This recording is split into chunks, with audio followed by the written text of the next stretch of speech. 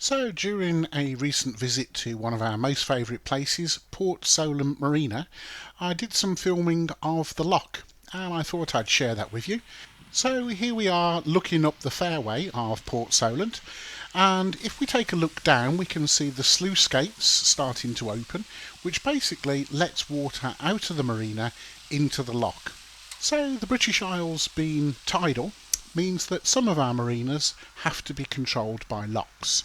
The reason for that is if the full tidal range was seen inside the marina, it could cause boats to dry out and be damaged. And Port Solent is one of those marinas where most of the time is kept protected by a locking system. So anyway, let's have a look at how the lock works. Obviously, when the tide goes out, the levels drop and we need to protect the marina basin from having too little water. So the idea is when it goes below a certain level, the lock gates are closed and keeping the water in.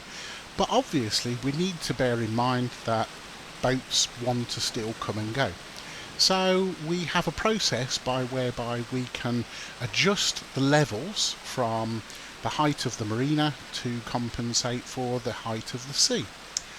So therefore we have this lock mechanism, and it basically comprises of two gates, an inner gate and an outer gate, and what you can see here is the inner gate is opening to bring the water level of the marina to the same as the water level of the lock itself. When it reaches a level nearly the same, the lock gates will open and the water will finish flooding in, and then the level of the lock will be exactly the same as the level inside the marina. These gate mechanisms are all hydraulically controlled. They've got some serious forces that they need to keep back in terms of water. So they're all controlled by hydraulics and to a large extent automated. You may have noticed at the very start when I was filming, the gate over the gangway of the top of the lock automatically closes to stop pedestrians from walking across the lock. The locks are actually manually controlled from the lockmaster's office, and he can see exactly what's going on, and he's also the person that gives all the various different boats their instructions, what order to come into the lock and what side of the lock he wants you to tie up, because obviously on busy days you could end up with upwards of 10 boats in here. So as you can see now, the waters have started to equalise on the marina side of the loch, and very shortly you'll notice boats start to manoeuvre down the fairway into the loch. It's important always to be aware when you're going into a loch that you've got various tidal and also wind influences as well. It's quite a sheltered area inside the loch, and sometimes going into or even coming out of the loch you can suddenly find yourself being taken by the wind. So it's always important to be aware of that, and also when the loch is flooding and also when the loch is emptying, there's some quite significant currents inside that loch which can pull you, so it's always important to be tied off properly. So here we can see some boats heading down the fairway. They'll have already been told by the lockmaster what order to enter and which side they're looking at tying up. So let's take a look and watch these as they come into the loch. There is also an etiquette for requesting to go into the loch, and this normally is done on the VHF radio, and this is done by selecting typically channel 80 and calling for the marina and requesting to lock in or lock out. So for instance, the transmission will sound something like this: Port Solent, Port Solent, Port Solent.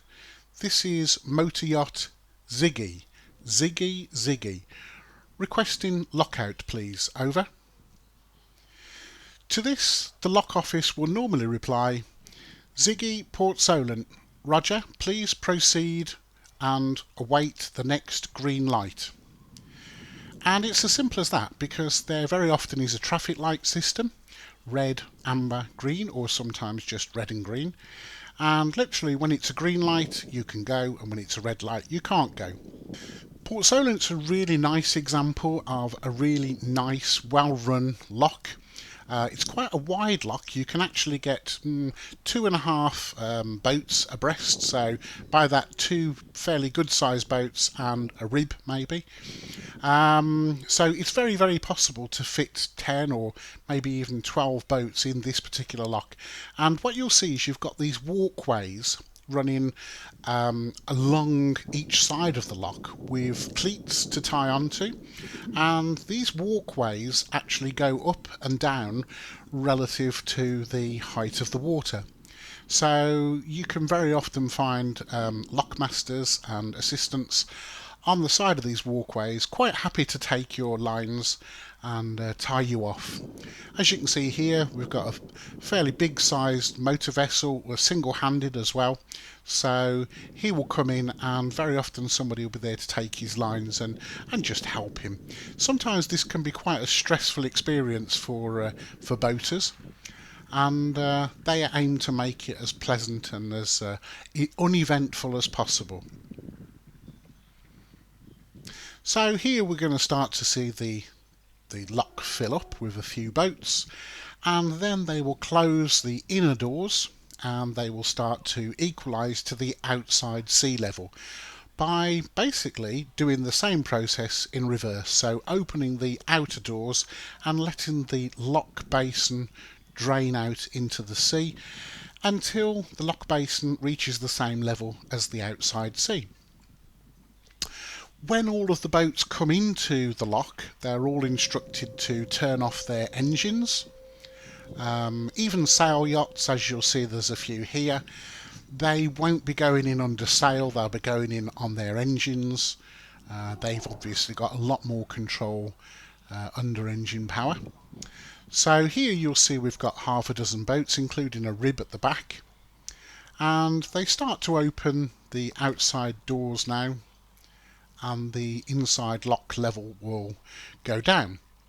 Now it's important also to remember that the gates have to be opened and closed so many times a day to allow the change of seawater inside the marina basin.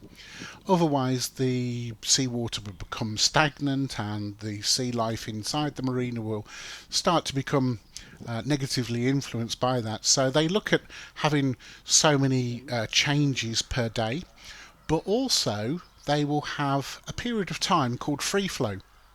And free flow is basically a period of time, normally a couple of hours, when the height of the marina is the same as the outside water height. And then what they do is they open both the inner gates and the outer gates for maybe a couple of hours to just let the water flow in and flow out and let marine life come and go, and generally keep the marine ecosystem inside the marina functioning properly. Now, locking in and locking out can take somewhere in the region of 10 minutes. Obviously depending on how many boats are in there and depending if there's any complications.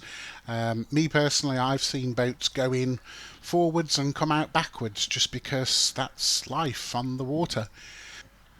So here, actually looking to the left hand top corner, you'll see the dock office.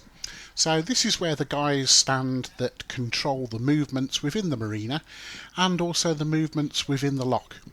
So when you're coming towards Ports Solent from Portsmouth, typically you will get to a certain piling, a particular point in the Portsmouth Harbour River, and it will tell you to call Ports Solent Marina on VHF channel 80, and at that point you call in and you would call Ports Solent, Ports Solent, Ports Solent, Motor Yacht Ziggy, Ziggy, Ziggy, requesting lock in, please, over. And at that they will tell you to proceed to the lock and wait for the green light. So you'll see the difference between locking out and locking in is literally just those words, lock in, lock out. Now, it can be on a sunny Sunday afternoon in the middle of summer, you will be in a queue. And I've been sat in a queue for getting close to an hour, depending on what time you're looking at locking back in. And that's just the way that it is. And unfortunately, it's not like being stuck on the M25 where you're stuck in traffic and all you've got to do is put the handbrake on and turn the engine off and just sit there and wait for the traffic to move. On a boat, it's not that simple because clearly things are happening around you, currents and wind and things like that. So you've always got to be aware of what's happening around you, and also keeping the boat in a kind of relatively stationary position, which to sit in a tidal river in roughly the same position for an hour is not that easy, because don't forget, you're not looking at dropping your anchor, you're constantly moving, edging forwards. So anyway, the way I found easiest to do this is to put the boat stern into whatever is the biggest influence, whether it's the current or the wind, and literally keep it stern into that influence. Normally I'd be driving a twin engine Z-drive boat, so not necessarily prop shafts but out drives, and yeah, I found it easiest to put stern into the wind and just hold it there on reverse basically. So here anyway we can see the boats are starting to exit the lock, and again they will exit typically on the instructions of the lockmaster. He will have told them which ones to go first, second, third and whatever, just so that there's no misunderstanding and there's no mishaps. Nobody wants to have a collision in a lock. Number one, it can be costly, and number two, you end up feeling a little bit silly. But suffice to say, I think we've all had our moments in a lock before, so it's just a case of trying to get in there and get out of there as smoothly as possible with as few incidents as possible. But yeah, you'll see that the boats are starting to exit now. There are speed limits. There's always speed limits that you have to adhere to in a marina and in the lock and also up the rivers. So it's important that you always stick to these. As I say, Ports Solent is a very nice lock, very nice and clean, very bright and very big. There are some locks that I've been in that are literally just the same width as a boat. And as you can see here, the cleats on the decks of the boats are roughly the same height as the cleats on the dockside that moves. So it makes it very easy to step off the boat and tie it off and untie it. And very, very easy just to hold it on that cleat. If you've got a small boat, like the rib at the back for instance, the chap literally has not even bothered to tie it off, he's just holding on to the edge. There are some locks that I've been in that don't actually have cleats. What they have is simply ropes dangling down from the top of the lock, and what you do is you just hold on to those ropes to keep them tight, or keep the boat tight against the side of the lock wall.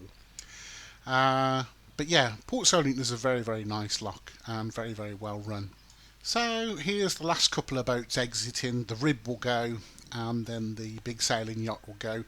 It's amazing how some sailors make boating look so effortless and without any kind of chance of messing anything up.